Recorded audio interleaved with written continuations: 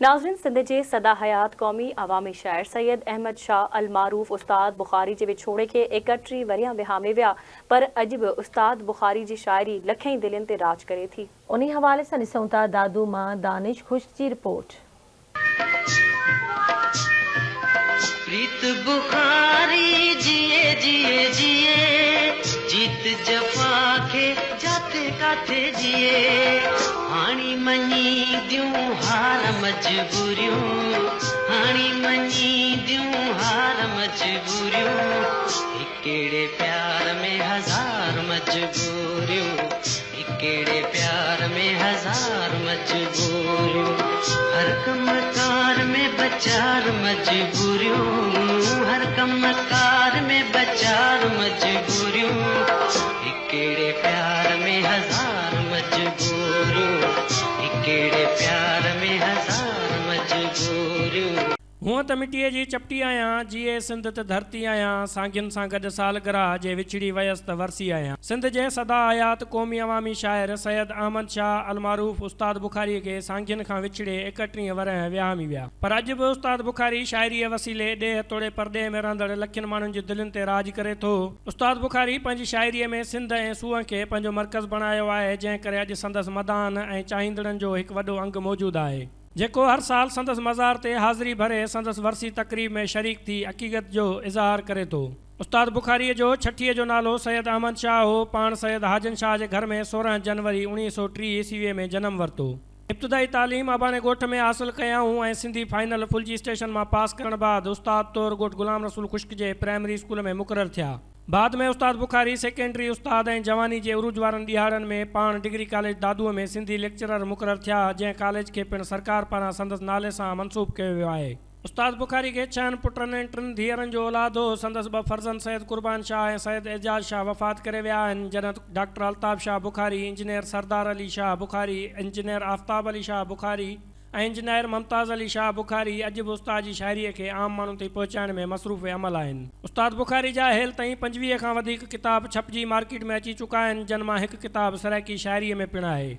उस्ताद जे छपियल किताबनि में कारे ककर हेठि मांदी नथी मारवी, गाए पियो जागाए पियो, ही गजरा ही गोला, घिड़िया से चढ़िया, धरती सरती ओतूं जोतूं, वतन ऐं वेसाह, न कमु निबिरियो न गमु निबिरियो, पेर न हटण पोइते, ही गीत गुलाबी ॿारनि जा, लहर लहर दरिया, गीत असांजा जीत असांजी समेत सराइकी ॿोलीअ में पिणु हिकु किताब तड़ तड़ तेॾियां ॻाल्हियां शामिल आहिनि। उस्ताद बुखारी बाबति शाइर ताबिश बुखारी, अदाकार रशीद चारण, संदसि फर्ज़ंद डॉक्टर अल्ताफ़ शाह बुखारी, राजा रफ़ीक पंवर, आशिक दादवी, प्रोफेसर मोहम्मद इरफान कलोड़ो आवाज़ टीवी न्यूज़ सां ॻाल्हाईंदे चयो त पर सच पुछो त अॼु बि उस्ताद बुखारी ईअं ई सिंध जे माण्हुनि जे दिलयुनि जी अॼु बि धड़कन आहे। उस्ताद खे यादि कनि था ॾेह पर ॾेह सिंध छा, पर जिते जिते सिंधी रहनि था उते उस्ताद बुखारी जो तज़किरो थिए थो, उस्ताद बुखारी जी ॻाल्हि हले थी। ले ऐं रिदम जो पकु हो, ऐं इहा जेकी लेकारी आहे या जेको रिदम आहे उन जी ज़रूरत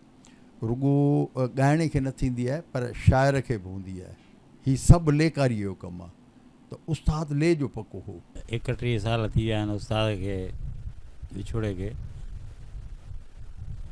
पर छाकाणि त उन सां एॾो वाबस्तगी, एॾो प्यारु ऐं हुननि जो एॾो असां सां प्यारु पाण खे लॻे ईअं थो ॼण त कुझु पल ई गुज़रिया आहिनि, कुझु ॾींहं ई गुज़रिया आहिनि।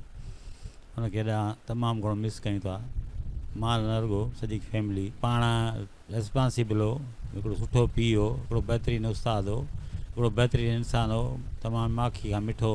असीं सम्झूं था त उस्ताद बुखारी हिकु वॾो नालो हुयो शेरो शाइरी जे हवाले सां, शेरो शाइरी सां गॾोगॾु, पर हू वॾो इंसानु हुयो जंहिं असां जहिड़नि अबोज माण्हुनि खे पंहिंजे शेरनि जे ज़रिए सुजाॻ करण जो हिकिड़ो सबक़ु ॾिनो आहे। बुखारीअ जी ज़िंदगीअ में बि मां 26-27 साल गॾु रहियुसि, ऐं बुखारी साहिब वटि को बि महिमान ईंदो त उनजी ओताक खे तक़रीबन मां ई संभालींदो हुउसि। महिमाननि जे लाइ पाणी चांहि जा कुर्सियुनि जो बंदोबस्तु हुजे, ओताक में कमकार दिमाग़ में। बुखारी तमामु असांखे हिकिड़ी गिफ्ट मिलियलु आहे, सिंध वारनि खे हिकिड़ो तोहफ़ो मिलियलु आहे।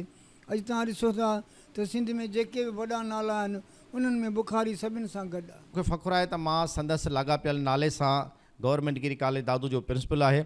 असीं रोज़ाना जे बुनियाद ते उस्ताद बुखारी डिग्री कॉलेज दादू जे अंदरि उस्ताद बुखारी खे ॻाईंदा आहियूं ऐं शागिर्दनि सां उन जूं जेके बि शाइरियूं आहिनि उन जो जेको ख़्यालु आहे उहो असां ज़रूरु शेयर कंदा आहियूं। हुकूमत पारां उस्ताद बुखारी खे वफ़ात बाद संदसि मञता तौरु सदारती एवार्ड बराए हुस्न कारकर्दगी सां नवाज़ियो वियो। उस्ताद बुखारी हालात सां विणहांद कई, हक़ ऐं सच, सूंह ऐं सदाकत, हौसले ऐं हिमत जी जंग में अॻु भरो रहियो। उहो ई सबबु आहे त संदसि शाइरी ॿुधंदड़ ऐं पढ़ंदड़नि में हिमत, मोहबत ऐं महिनत जो शऊर अचे थो। सरकार खे घुर्जे त सिंध जे महान क़ौमी अवामी शाइर उस्ताद बुखारी जी अणछपियल शाइरी खे छपराए आलमी इदारनि खां रिसर्च कराए प्राइमरी खां मैट्रिक ताईं संदसि सबक़ सिंधी मज़मून में शामिल कयो वञे त जीअं ईंदड़ नस्लुनि खे पैगाम खां ॼाण मिले ऐं शाइरी जी वाद वेझ सां गॾु क़ौमनि जी तारीख़ क़ाइमु रहे। कैमरामैन असद खुश्क सां गॾु दानिश खुश्क, आवाज़ TV न्यूज़ दादू।